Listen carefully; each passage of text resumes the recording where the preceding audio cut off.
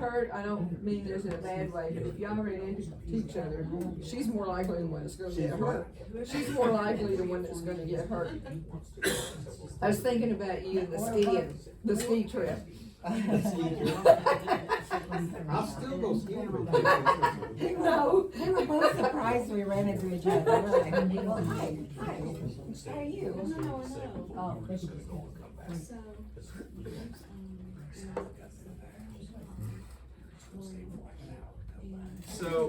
So we've been talking about this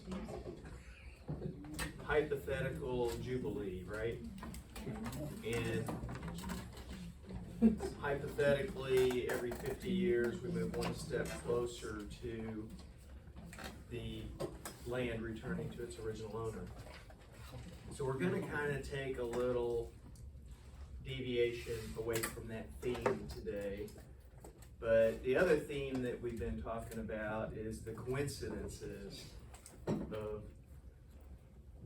what happens along the way. And we're going to continue with that theme today with the coincidences. And we're going to jump around in history. And luckily we have a professor in the back to keep us straight. But we're going to jump around in history. So it's kind of easy to get confused on what time period we're talking about. And we'll start out with talking about Hanukkah and where Hanukkah originated. And so Hanukkah would actually happen back before Jesus came. And so we're going to start out about 200 years before Jesus. And at the time Jesus came, the land of Judah was controlled by the Roman Empire. But 200 years before that, it was controlled by and I'm not sure if I know how to say this, but the Ptolemaic Empire. And so there's a guy named Ptolemy, and he respected the Jewish culture, and he protected the Jewish institutions. But he kind of was the ruler of that land at the time. He's Egyptian, isn't he? Greek.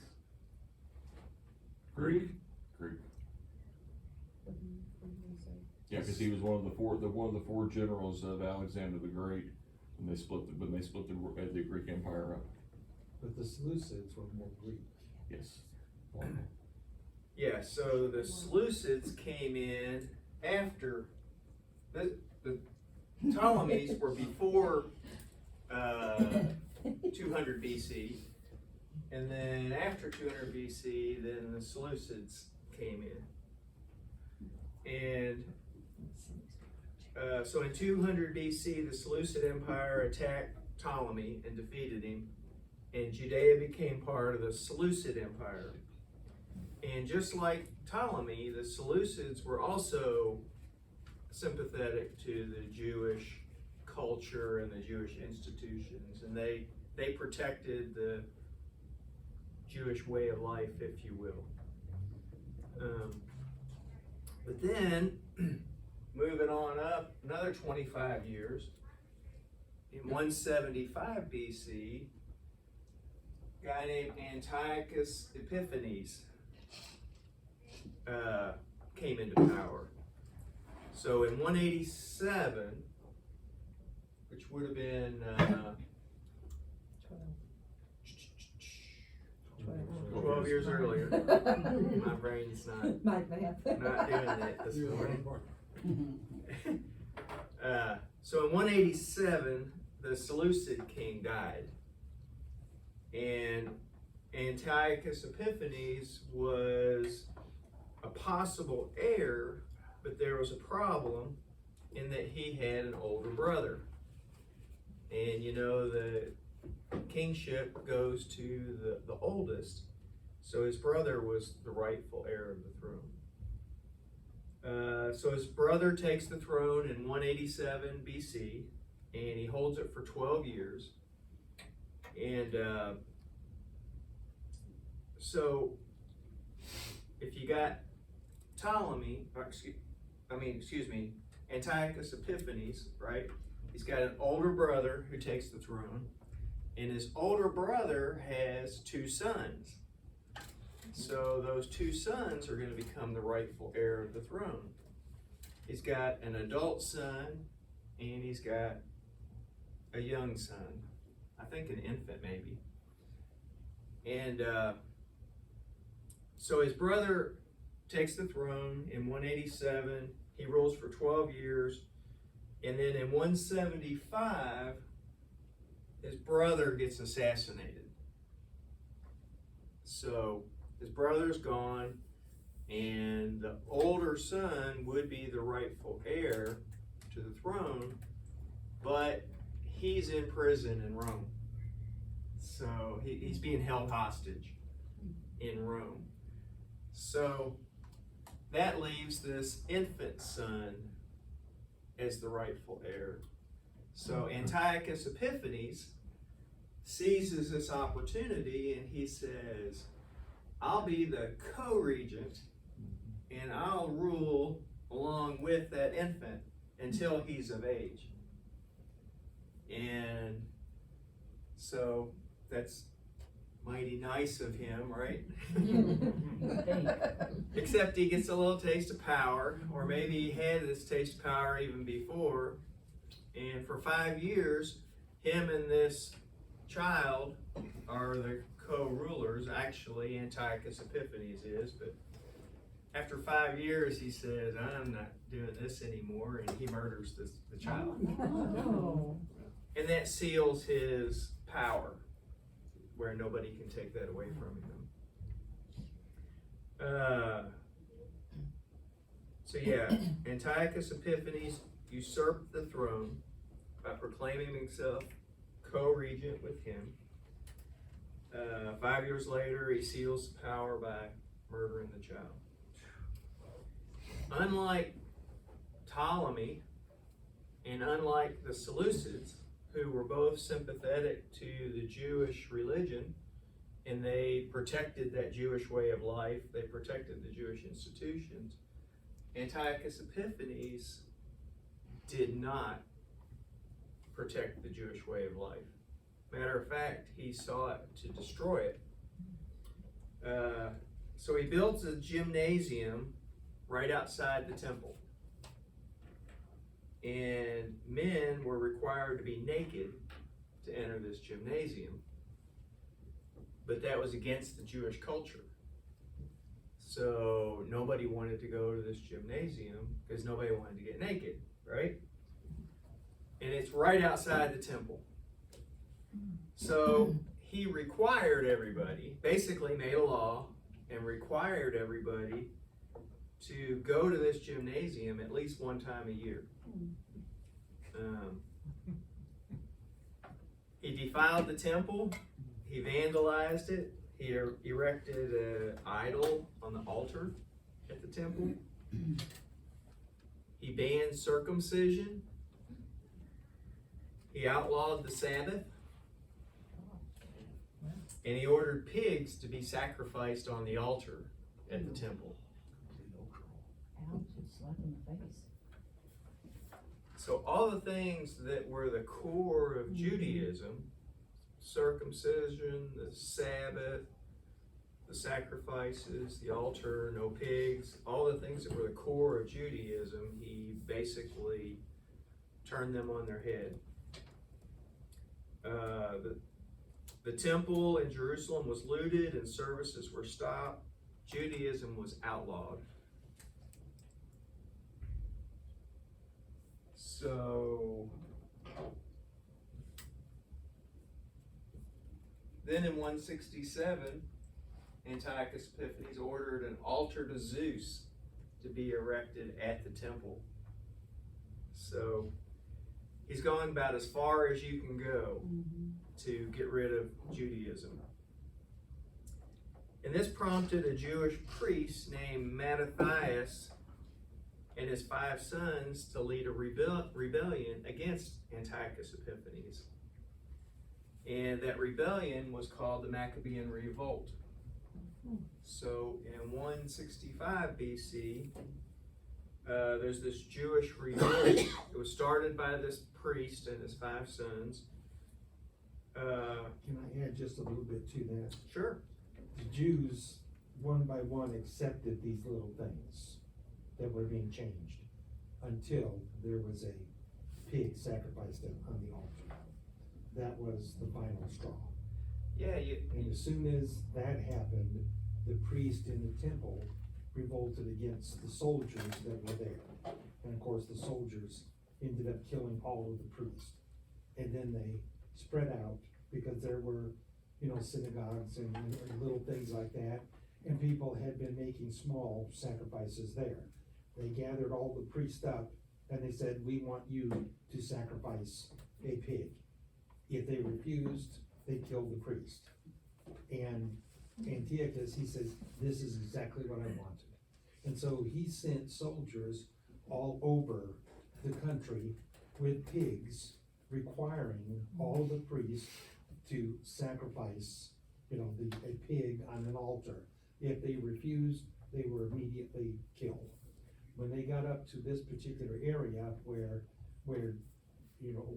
Mattathias was, he refused, and instead of just refusing, he had 4 or 5 of his sons and a few other people who were there watching, which is normal, and instead they pulled out their swords and they killed all the soldiers that were there. That was what, led to the revolt. okay. And then people from all over the hillsides heard what had happened. They came and joined Mattathias. So the fight was at one place? It started at that one place, right? And it wasn't in Jerusalem. That was outside. Okay. The one thing that you said that struck me wasn't even your main point, but you said in the beginning that this didn't happen all at once. Oh. This happened a little bit at a time, and people accepted They it gave a little. along the way. And And that's what we've done. that's what's happening today, in today's world. Well, we were talking today, there's a little kids football league going on, and some people we know sign their kid up. And then after they sign them up, they know that all their games are on Sunday morning. And she's upset about it, but they're still gonna play. You know what I'm saying? And when I was a kid, we didn't do that. Everything was still closed on Sunday. Yeah, and there was no way my mom would have let me We drove by, sign up for a league that all the games were on, even for us, Wednesday night even, Well, these school functions weren't allowed on Wednesday nights. Right, well, yeah.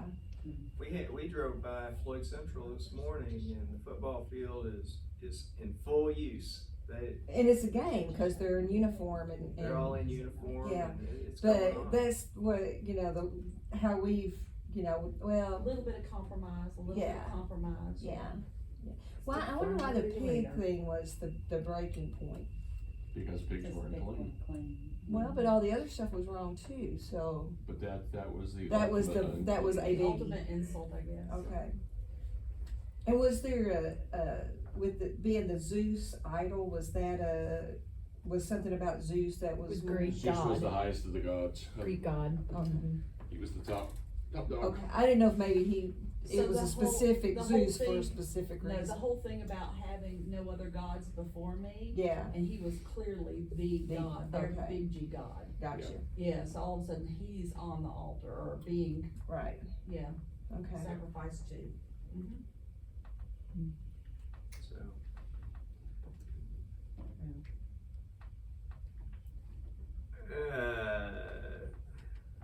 I don't know where you were, Mike. The Maccabean Revolt. It's right there. So by 165, so Sorry, by, Mike. No, that was good stuff. I didn't hear anything you guys said. I said, sorry, Mike. Oh, no, I'm glad. Like I said, we've been getting done early every day. We might as well put in the extra information, cause I don't know it all. I mean, Amen. I gleaned this, I gleaned this from, That was you know, hard. John. But I don't know all the extra stuff. That helps. Extra information helps. Yeah, so feel free. So by 165 BC, the Jewish revolt against the Seleucids was successful. And remember, Ptolemy was a Seleucid. The temple was liberated and was rededicated. And the festival of Hanukkah was instituted to celebrate this event, to celebrate that, hey, we took back our nation, our religion, our temple from the Seleucids. So Antiochus just laid down and said, okay, we're not gonna do this anymore? No, they killed him. Okay, that's what I was wondering. I was wondering if he was killed. Detail. Yeah, they That's killed him. huge right there. They picked it back then. Okay, that's what I was thinking. Yeah, well, That would just make me more mad. he doesn't seem like the kind of guy that's just gonna Just lay lay down and go, down. okay, we're not He gonna said do he it did anymore. lie down. Oh, he did lie down, It's okay. they did. Back then, change He always played involved dead. that. Yeah. Wow, okay. So the festival of Hanukkah was instituted to celebrate this event, and Hanukkah begins on the 25th day of the 9th month, and it lasts for 8 days. Okay, Does anybody, what does Hanukkah mean? What does that mean? I think Festival of Lights. Yes. Lights, okay. Are you gonna talk about why? Why did they? No, do this? somebody fill us in on the You festival. gotta get to the lights, Oh, that's yeah. the good stuff. That's a good That's stuff. a menorah. Yeah. Yeah, go ahead. Okay, go on. Tell them about the lights. Who? He's talking to He's you. throwing it Oh. at you, Professor, he can't turn his head. The lights? Lights. Yeah. Yeah, why is it called Festival of Lights? Because when they went to consecrate the temple, there was only 1 day's worth of consecrated oil left, so they started with the 1 day, hoping they could make some more, and the 1 day's worth of oil burned for 8 days. And it was a miracle. It was a miracle, last recorded miracle in Israel. Okay. Oh, that's cool. That's why the menorah, yeah. As- Is eight, I was eight. Well, it can't be the last recorded miracle in Israel. Well, Before Jesus. before BC, Jesus, it was yeah. the last miracle. Yeah. Really? Oh, cool. And the thing was that for the longest period of time, John Maccabee, who was the hammer, you remember us talking about the hammer? That's Yep. sterilizing. Yeah. And And- Daryl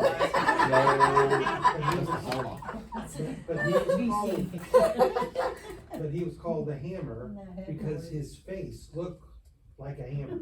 somebody hit him with a hammer. Yes. That's why he was called that. Oh, But he was quite the leader, and he managed to take everything, but his followers ended up in the temple, totally surrounded.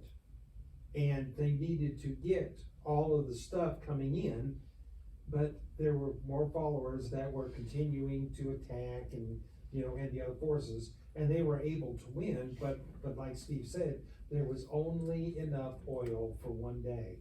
And they needed this extra oil to come in from wherever it was coming. And it didn't make it in time, but, it was able to burn for the whole 8 days. And then after that, they were able to come out and re-sanctify the temple, and everything was great. Okay. Great. So Hanukkah begins on the 25th day of the 9th month.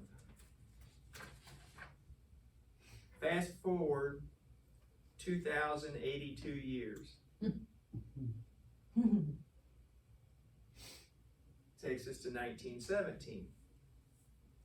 And remember last week, we talked about General Edmund Allenby, and the British liberated and took control of Jerusalem on the 24th day of the 9th month. Hanukkah starts on the 25th day. But on the Jewish calendar, the way it works, the next day starts at sundown, Yeah. right? So on the Jewish calendar, the 24th day of the month ends at sundown, and the 25th day of the month begins at sundown. Thus, December 9th, 1917 was the beginning of Hanukkah.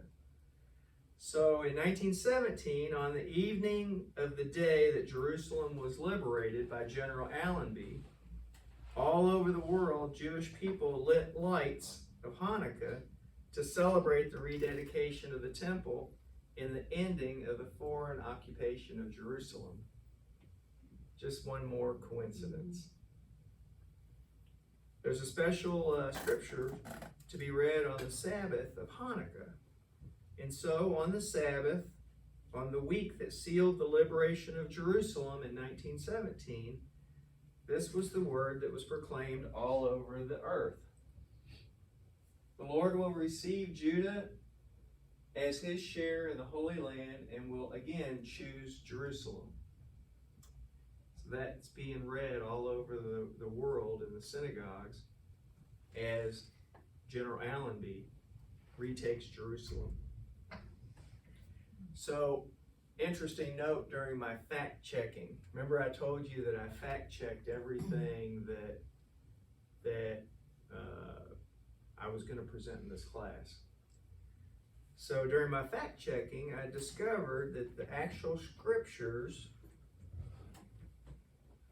notice this is Zechariah 2:12, okay? But the actual scriptures that are read for Hanukkah are Zechariah 2:14 to chapter 4, verse 7.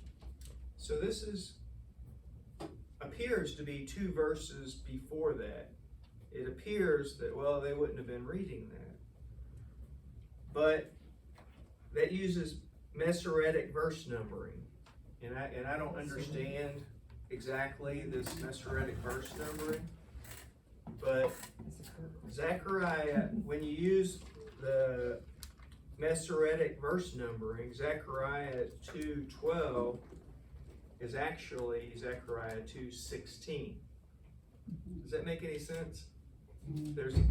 They changed the way they did the verses apparently. 2:16? Yes. I don't have a The 2:16. little sections of the Torah that they're reading, that's what this is. That didn't change. I think that's right. So I looked it up,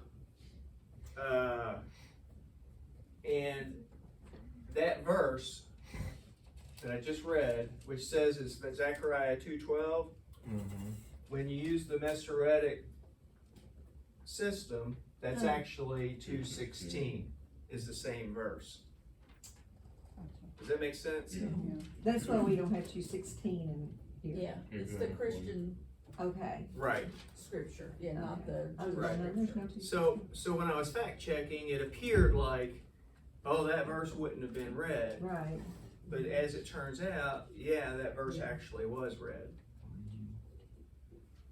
Just like in the ancient days when God ended the Babylonian Empire and raised up the Persian Empire to accomplish his purposes.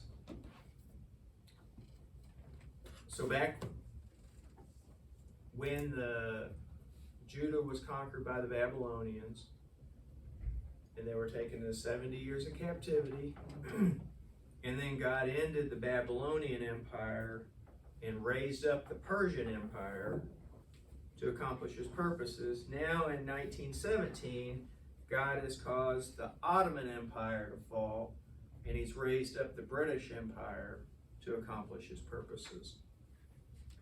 And the British Empire has taken back the land from the Ottomans. Gonna make a switch in time again. Before we do that, I'm sorry to go back, but I don't think my brain's gonna be able to follow, so I get this question answered, cause it's bugging me. Okay.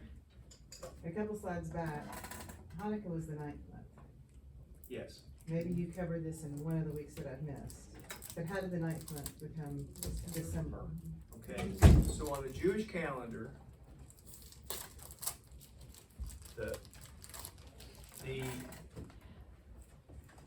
the month is defined by the moon, okay? The first day of the month is when there's a new moon. A new moon means you don't see a moon. It's completely blacked out. So the first day of the month doesn't come based on a calendar. The first day of the month comes from they watch the sky, and the first night that they can see a little bitty sliver of the moon starting to appear, that's the first day of the month. All right? And then the first month,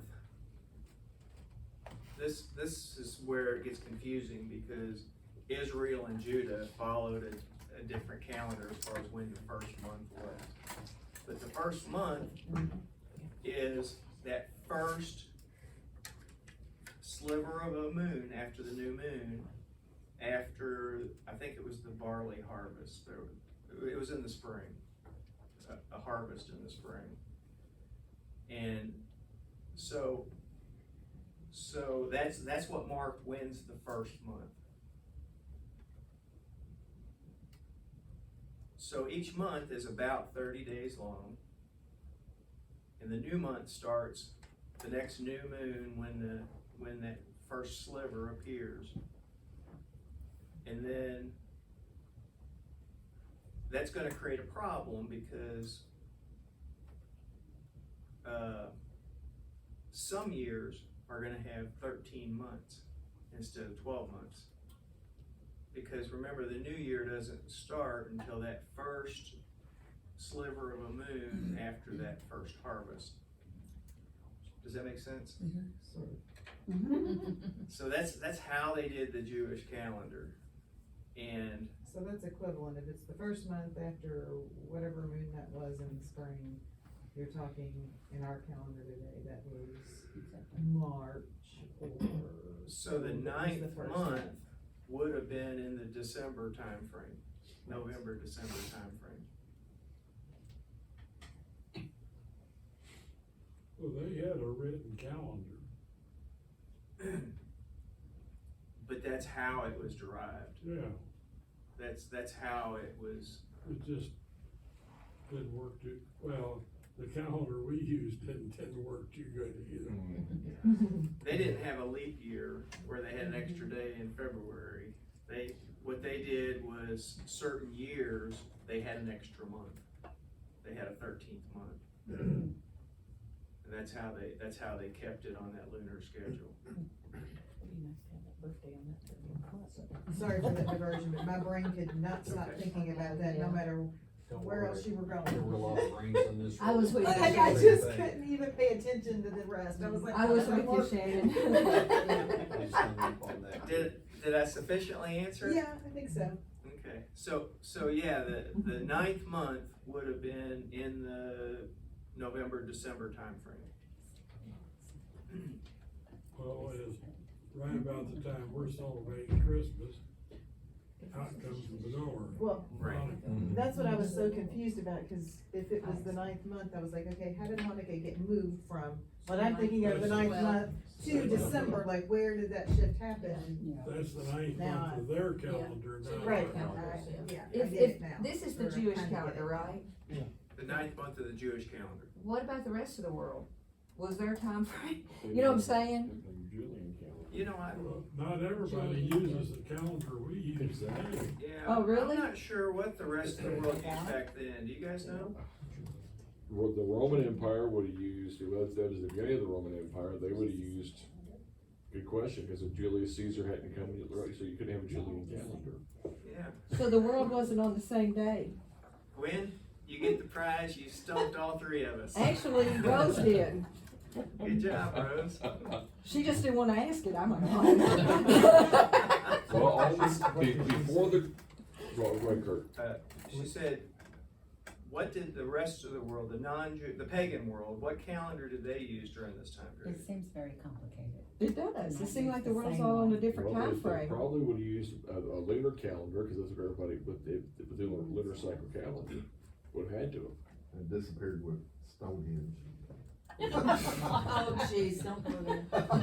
Well, did somebody in here say that that even today, other countries are on different Mhm. calendars? Well, the Muslims, Have it on calendar. they use a different calendar. The Orthodox Church has their own calendar. Well, I didn't know that. What if you travel? So have you ever seen the, I don't know what calendar it's called, the American calendar, it's got all the phases of the moon? I'm Yeah. wondering if that helps everybody else align It with could what be. they're, It could be, you Hmm. say the 13th, I say first moon, I don't know. So, I don't know. That's my answer, and I'm sticking to it. Yeah. I don't I know. know. That's a safe answer. So that would explain why all of the, it would explain, it would make sense then how all these festivals kinda got all wonky and sideways, I would think, if all these different kind of things came into play. It's only wonky if you use our calendar. that's true. It still works if you use their calendar. Yep. The moon is predictable, And right? didn't, And the Jews still use that calendar. and then didn't like, wasn't there like a reset, like that's the BC and AD after it said before Christ, after the death of Christ with all that? Didn't that pivotal moment in time kinda reset some stuff? Or what was the difference in that? Well, the best they can figure, Jesus was born about 5 BC. Okay, Okay, he died 29 CE Right. or AD, whichever you want. whatever you call it, yeah. Exactly. The Catholic churches who did that. The Catholic Church did the BCAD? Yes, ma'am. Okay, I knew somebody Yeah, the did, Catholic Church did that. yeah. Well, couldn't I remember. always thought AD meant after death, but It did No. back in it the does day, it, but right? they've changed it now for all the non-Jesus people. Oh, Yeah. is that right? That got Yeah. They changed? call For it they call it CE now, it's called Common Era. Yeah, instead of Oh. after It death. is? AD, Yeah, that's news. AD did not mean after death. No, Yeah. That's how I was Yeah. taught It about it. meant Anno Domini, yes. which is the Year year of of our our Lord, which is when he was born. It wasn't. Oh, was Yeah, it? Year of our Did Lord. you hear that? The AD wasn't after death? Yeah. See, that's what I My always, Sunday school I was teacher always my taught Sunday Yes. school teacher told me wrong. They probably had it on That's how I flannel learned graph it. wrong too. Kinda like They're all dead. Oh, okay. You can't spell it. Anno Domini. Domini. Domini. So, Yeah. so it wasn't Uno Domino's. Why don't you have a bass It to was. play? Yeah. That's Latin, the year of our Lord. We love you, Pudge. And the AD was Mhm. at his birth, the year of our Lord. Alright, so we're gonna move on. That was good though. That was a good sidebar. Good job, guys. So we're changing time periods to Nazi Germany. 1933. Perhaps by this point, Satan recognized what was happening. In 1938, a 17-year-old German boy, a Jewish boy, assassinated a German diplomat In France.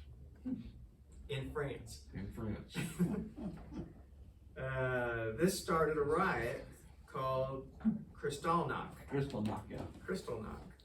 or the Night of the Broken Glass, in which the SA paramilitary forces and the German citizens destroyed Jewish homes, hospitals, and schools with sledgehammers. Rioters destroyed 267 Jewish synagogues. That's a lot of synagogues.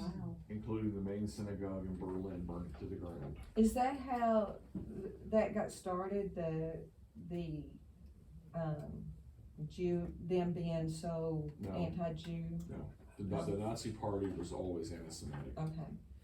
But this made me think, as I was reviewing my notes for class, made me think about the riots that we had here a couple years ago 2020. in the cities in America, and they were nothing. You know, I mean, they were something. They were big, But not like what that is. but Did they were nothing Hitler compared to use this. that Kristallnacht. as an excuse? Hitler used that as an excuse for Kristallnacht, but the Nuremberg laws were already in effect. They went into effect in 1935, where Jews were basically stripped of their citizenship rights. Non-people. Exactly, non-humans.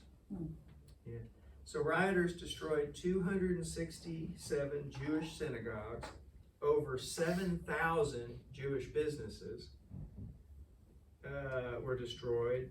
30,000 Jewish men were arrested and placed in concentration camps. Yeah, so that was huge. As far back in history as Moses, it was prophesied that the Jewish people would be scattered to the ends of the earth and persecuted. You know, Can I we ask see- a question? Why did the 17-year-old assassinate the German guy? What was he doing, the German guy because this hadn't started yet, correct? He was the man he killed was a German ambassador to France, and because of what was going on in Germany, the young man himself was also French. He killed him. That was his retribution. That's what gave the Nazis the excuse. Okay. Like they needed one. Exactly, as if Hitler needed one. Yeah. Sorry. That's all right. That's all right. Yeah, as far back in history as Moses, it was prophesied the Jewish people would be scattered to the ends of the earth. But it was also prophesied that God would bring them back again. It was the persecutions of the Nazis, Stalin's attempt at preventing that prophecy from being fulfilled. You know, they're thinking we wipe them out, that prophecy will never be fulfilled. So it was the persecution of the Nazis which caused thousands upon thousands of Jewish people to return to their homeland in the largest waves of return up to that moment. Remember that last week we talked about the British came in and made it possible for them to return. The Balfour Declaration was put out by the British, which basically said that the British is going to support a return, support a Jewish homeland, and that they would try to do everything they could to make that happen. So that made the way, and now all of a sudden we've got people, because of this Nazi persecution, people are returning in droves. Which ticked off the Arabs. Yeah. Grossly, because you had the riot in 35 and the riot in 36. I don't know about those. Really? No. There were two I don't know about There those. were two immigration riots. In 1920, the League of Nations gave the British what they called the Mandate, which is now Israel, Jordan, part of Syria. It was a mess because they basically, the French and the British took maps and drew lines where lines had never existed, and it really did not make anybody happy. Nazi Germany set off the masses of immigration of Jews out of Europe. It really ticked off the Arabs because they really didn't like it, so you had a riot in 1935 and another riot in 1936, which is where you got the what's called Haganah, which is the Israeli army today. But it hacked them off because of the lines that were drawn. No, the lines to hack them off because you take for instance the Golan. Golan was never part of Syria ever before they drew a line. And I wondered Oh. when that happened. that was about 1922 is when it happened. They established, Iraq had never been a nation. Jordan had never been a nation. Syria had never been a nation. They just created nations and put people together that had never been put together. Well, I they didn't know did that that. over in India Wow. too. They did in India too, when they had East Pakistan and West Pakistan. Yeah, exactly. I have a question, and I don't want y'all to take this as a racist question at all, because I don't know if it's a cultural thing, or maybe I just don't know about it. But there's so many cultures or groups that are about all of the retribution. That you got your Native Americans and your African Americans, and I think even the Hispanics. There's just a lot of. So but I'll get to my question. So anyway, but the Jewish people have been tormented for Thousands of years. But you don't hear about that from that culture. Do you know? Or I don't. Is What, there a retribution? thing? Oh, they very much are into retribution. And then they've earned it, but you don't hear the Complaining? That's, I They- get it. they You don't- understand what I'm saying? They- It's they a thing don't- and I don't it's- know it. It's not not on the a, news. it's not a overt, but they get retribution. I mean, there's accounts of history from the time Israel was founded to today when they have simply wiped people out. After 72, when the PLO killed all of the Israeli athletes at Munich, only one of those people in charge of that, they planned that and in charge of it, only one person survived. They killed them all. No ifs, ands, or buts. That's what I'm saying. I just don't guess I hear about it because of all the cultures, they've been by far the most, for, you know, way more longer than anybody else, I would think, but. I would think that their confidence and their faith in the scripture being fulfilled means that God knows, God sees, and God's handling this. And I think that, and this is just, I'm just supposing this, Right. that if I know God is gonna take care of this in His time because I've read it and I believe it, you know, then there's no reason for me, like, that vengeance is mine, says the Lord. So I don't have to avenge the things that are been done wrong to me, cause I know the Lord will take care of it in His time. He's got a plan. I don't know, but I would think Well, that that's- it But has Robin, to be they, part of it. they do. Well, I know, yeah. They do. But you know what I mean? Yeah. Yeah, And but they it could do. be too, Gwen, that we do not see all of that over here in America. You know, we've got so much civil unrest that's our Right, headlines. Right.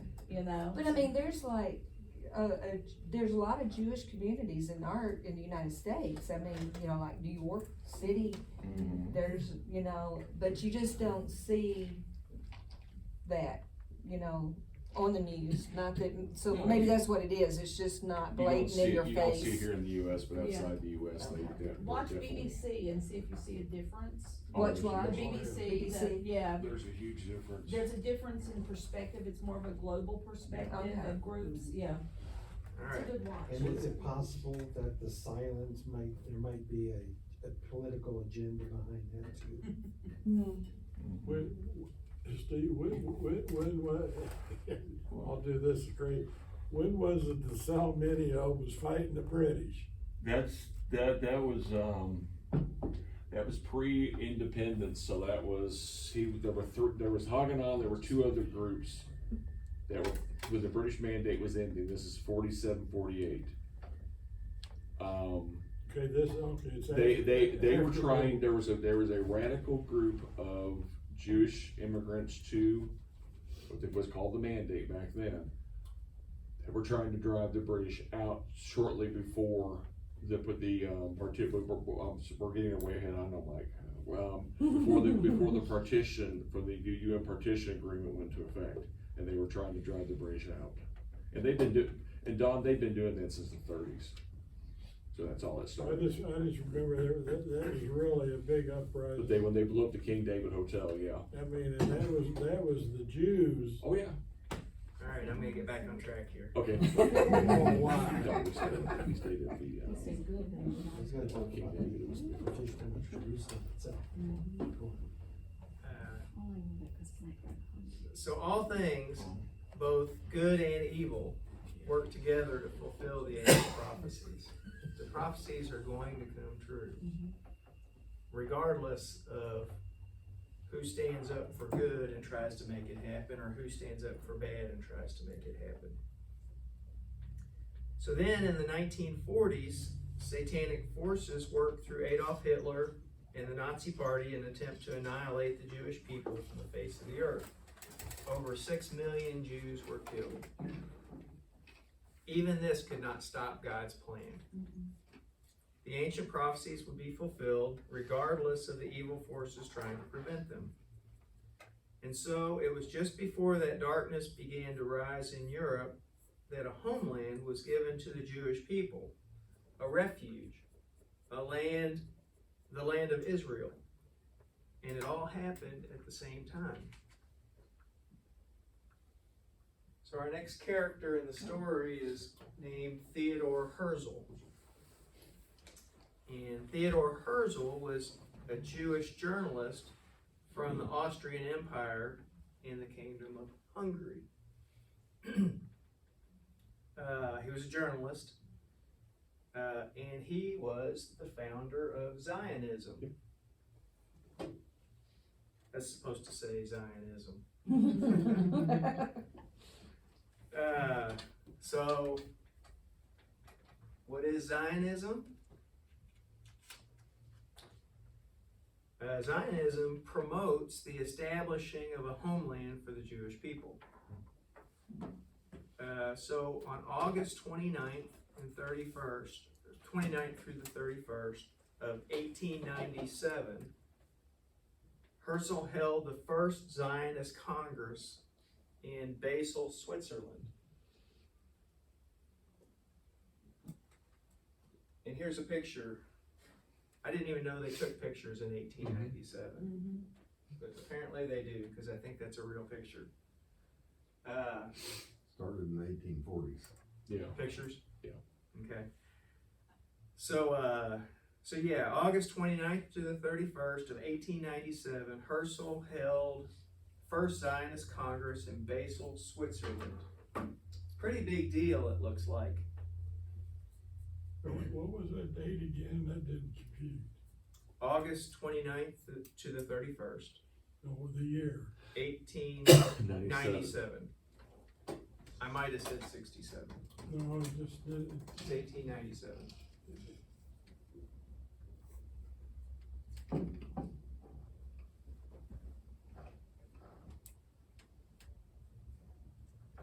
This is something I looked up online.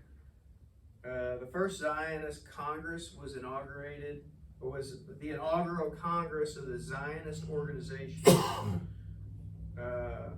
208 delegates and 26 press correspondents attended the event. It was convened and chaired by Theodor Herzl, the founder of the modern Zionist movement. So that's something I found on Wikipedia when I was fact checking. The first Zionist Congress concluded on August 31st of 1897. A few days after the Congress ended, on September the 3rd of 1897, Herzl penned this prophecy into his journal. And we have that journal, so the journal entry on September 3rd, 1897 says, "At Basel, I founded the Jewish state. If I said this out loud today, I would be answered by universal laughter. Perhaps in 5 years, certainly in 50, everyone will know it." Wow. So he knew that he had founded the Jewish state. And remember, the land still belonged to the Ottoman Turks in 1897. The British hadn't taken Jerusalem. They hadn't taken Beersheba. So, but he wrote in his journal, "I would be laughed at if I said this out loud, but perhaps in 5 years, certainly in 50, everyone will know it." 7 years later, Herzl died in 1904, long before this prophecy was fulfilled.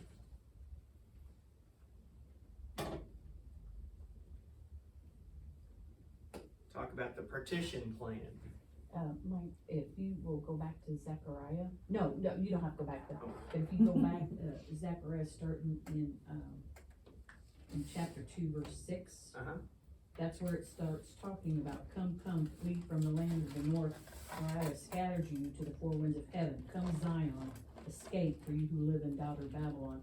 Then down in 10 it says, shout and be glad, daughter Zion, for I am coming and I will live among you, declares the Lord. Many nations will be joined with the Lord in that day, and you will become my people and I will live among you. Right before the 12 that you talked about, the Lord will inherit Judah as his portion. Right before that, that's the prophecy that he's coming back and the land will be, they will have that land back. Yeah, and that prophecy is all through the Bible. Yeah. But that was funny, right before you talked about Yes. 12, it's right before that. Right. Yeah, definitely. So in the years following World War II, the British government turned the issue of Palestine over to the newly formed United Nations. So you had the British, right? They went in and liberated the land. What was that, 1914, 1917? 1917, then you had the League of Nations mandate in 1920. And then after World War II, the British government says, we're just gonna turn this over to the United Nations. And I guess the United Nations was pretty new at that point in time. So the United Nations established a UN Special Committee on Palestine. Okay, they put together this committee, what are we gonna do with Palestine? The committee came up with a solution that would be known as the Partition Plan. And according to the Partition Plan, the British occupation would come to an end. So the British aren't gonna be there anymore. And the land would be divided into two parts, a Jewish state and an Arab state. The plan became a resolution to be put to a vote before the United Nations General Assembly. It required that those occupying the land, the British, would relinquish the land, and those to whom the land belonged would return. The first Zionist Congress, remember Theodore Herzl, that first Zionist Congress concluded August 31st, 1897. UN Partition Plan was finalized August 31st, 1947, exactly 50 years to the day later. Remember Theodore Herzl in his prophecy said, I'm not gonna say this out loud, I'd be laughed at, but certainly in 50 years, everyone will know that I have created a Jewish state. So, one more coincidence.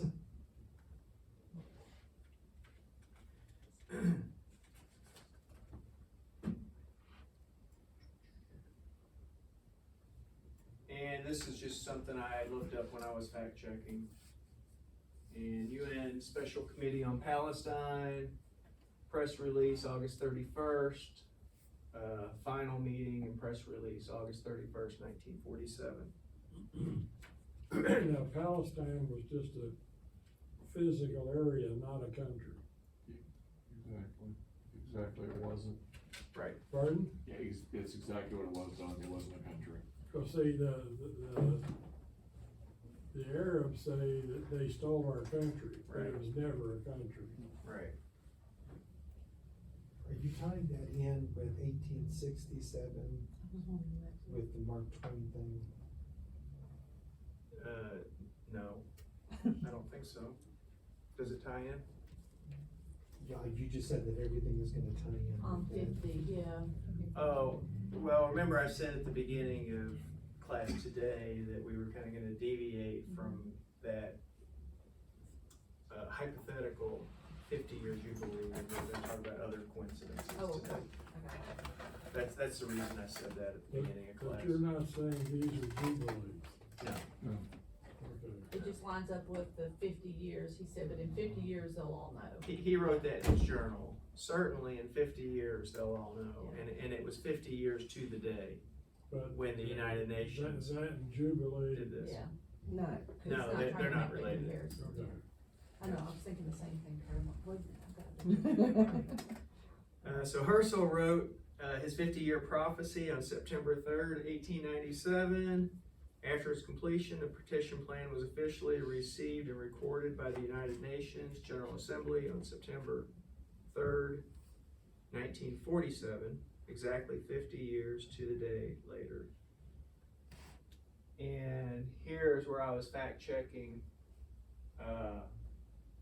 Theodore Herzl's journal entry, and I found it online. It says, were I to sum up the Basel Congress in a word, which I shall say to be careful not to do publicly, it would be this. At Basel, I founded the Jewish state. If I said this out loud today, I would be answered by universal laughter.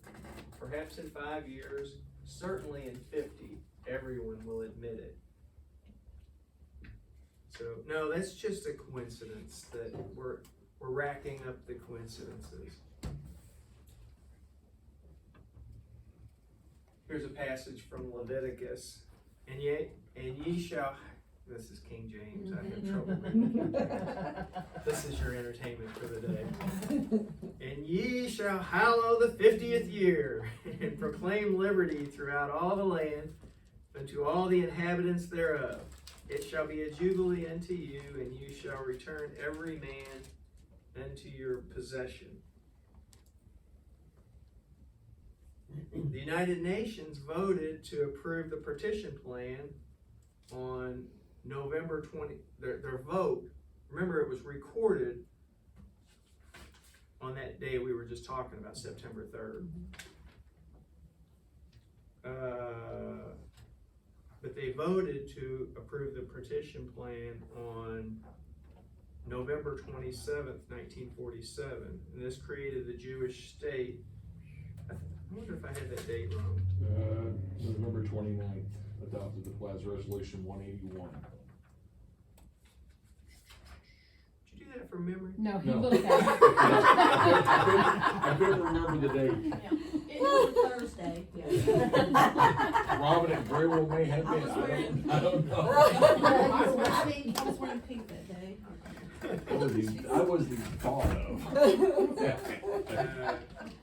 I just wanted to play your game. Okay, so what happened on the 29th? 29th is when the resolution was voted on voted and approved by the General Assembly.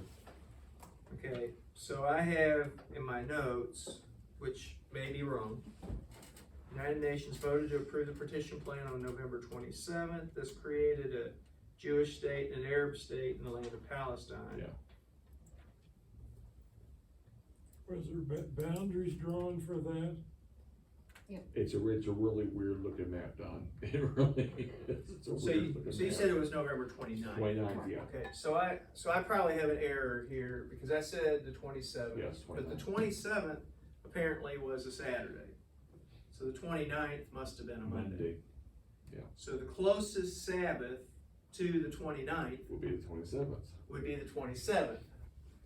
And the parashat that was being read on that particular Sabbath, 27th, included the reference to God telling Jacob to return to his country after many years of exile.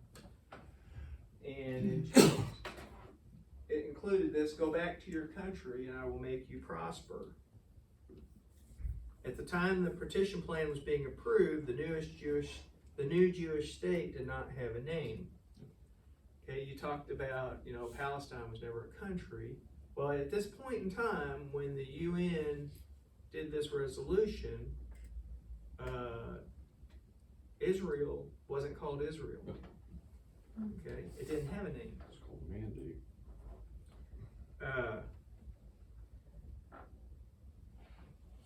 And during this story, go back to your country and I will make you prosper. During the time that God told Jacob this, okay, in this story in Genesis, God told Jacob this, and at the time, Jacob wasn't called Israel. Okay, Jacob was called Jacob. And I got in my notes here to recount the story, but you guys all know the Bible stories better than I do. But remember, Jacob was returning back to the Promised Land from Padam, where he went to get a wife. Remember he fled from his brother Esau, and he worked for his uncle Laban, and he worked for 7 years in order to get a wife named Rachel. And instead he got Leah, and forced upon him. So then he had to work 7 more years to get Rachel, and then he works out a deal with his uncle Laban about speckled and spotted sheep, and, then he is basically forced out of there and forced to leave and come back home. So he's coming back home, God tells him, go back to your country and I will make you prosper. And at that time, the promised land didn't have the name Israel. And Jacob wrestles with God and wrestles all night long, and the angel of the Lord that he's wrestling with displaces his hip, and he tells him, from now on you're not going to be called Jacob, from now on your name is Israel. So at the time God told Jacob to return to his country, Jacob was not called Israel. In another part of the parashat that was read on that Sabbath, on November 27th, 1947, which was the Sabbath right before that UN vote, after Jacob returned to Paddan Aram, God appeared to him again and blessed him. And God said to him, your name is Jacob, but you will no longer be called Jacob. Your name will be Israel. So he named him Israel. And God said to him, I am God Almighty. Be fruitful and increase in number. A nation and a community of nations will come from you, and kings will be among your descendants. The land I gave to Abraham and Isaac, I also give to you, and I will give this land to your descendants after you. So just as God sent Jacob back to the land and then named him Israel, God opened the door for the Jewish people to return to the land and then name the land Israel.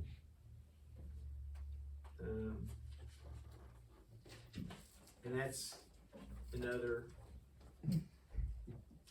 coincidence parallel that we draw there.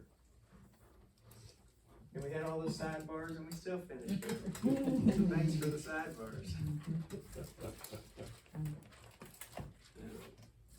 Any other, Kurt, you started to talk about something earlier. Do you remember what it was?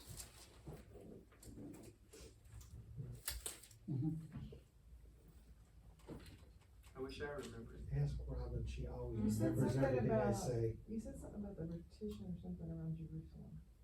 Didn't you? Or did you say Palestine? You I said have something no about, idea. you said something about the partition around It's gone. something. Okay. I don't remember what we were talking about at the time when you said it. Anything else from anybody? Anything we need to pray for? Yeah, Mike. My first cousin Connie lost her daughter on Friday. Had been sick and went home and died of an embolism. Was her name Linda? No, Okay. no. Died of an embolism. So Friday I'm going to a funeral. Somebody was 33 years old. 33. Yeah. Wow.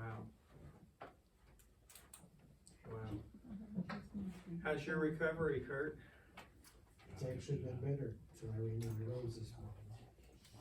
So you what? We hardly touched. Way to go, It was his Rose. sudden It wasn't, it was stop. the sudden stop. Yeah, Oh, he I was was stopped like- people from running into you. I was like, It's Oh, all his. literal running into her. Oh, no, we ran into each other. But no, the was a swelling, surprise to both of the us. hematoma is, which was like located all just on the leg and everything, is now, he's been doing the compression, the application of hot, cold, and so it is dissipating like crazy. Oh, So there's good. still some swelling, but now you can, the bruising has gone all the way down to his ankle, but at least it's not all in one spot. So still some pain, but nothing like what it was. Yesterday I could actually walk without my legs rubbing up against each other That's good. for the first time in a long time. Most of you probably know Alita McDaniel, and her son has been in the hospital. They thought he had a heart attack, and I think they actually did do a heart cath. They did. And then they decided he did not have a heart attack. Well, previously, he had, or I think 2 times he had stents put in, and both stents were full. Oh, I didn't know that part. And the last thing I got is the doctor said they can't do anything with stents.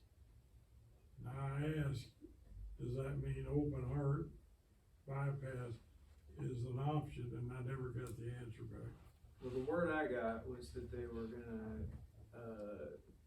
control him with medication. I'm gonna go ahead and turn this off. I think they sent him home, didn't they, Don?